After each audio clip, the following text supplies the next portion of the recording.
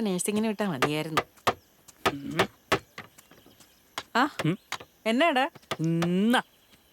ഇനി ഞാൻ വീട്ടിലോട്ടൊന്നും കൊണ്ടുതരുന്നില്ല പറഞ്ഞേക്കല്ലേ. അയ്യോ,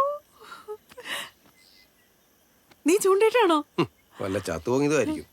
പിന്നെ അവന് ചൂണ്ടയിടാൻ പാടില്ലേ? അല്ല, തോട്ടയിട്ടതാ. ആണോ? ആ പൈക്ക് കൊടുക്കണ്ട. നീ എങ്ങോട്ടാണ്? ഞാനൊന്ന് ആശുപത്രി വരെ. അതിന് നീ എന്നത്തിനാ ഓടുന്നത്? നടന്നു പോയാ പോരെ?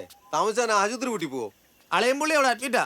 ഇച്ചിരി സീനാന്നാ കേട്ടെ. ആ കുളിസീനായിരിക്കും. കറിയാപ്പിയല്ലേ? അഡ്മിറ്റ് ആയില്ലെങ്കിൽ അത്ഭുതം. ഏയ് ഇതൊന്നും അല്ല. പുള്ളി അക്കരക്കട പോയി കുളിച്ചോണ്ടിരുന്ന പാരാണ്ട് ഇക്കരക്കട പോയി തോട്ടയിട്ടതാ.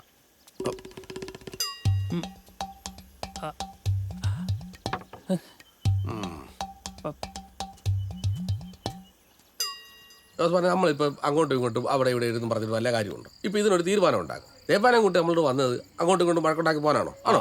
നിങ്ങൾ തമ്മിൽ ആലോചിച്ചിട്ട് ഒരു തീരുമാനം പറ. അവനോട് ചോദിക്കും. സാറേ, രണ്ടു കൂട്ടർക്കും കേടില്ലാത്ത രീതിയിൽ കാര്യങ്ങൾ പോകണം. ആശുപത്രിയിൽ തന്നെ 1.5 ലക്ഷം രൂപയാകുമെന്നാ അവര് പറഞ്ഞത്. എന്നടാ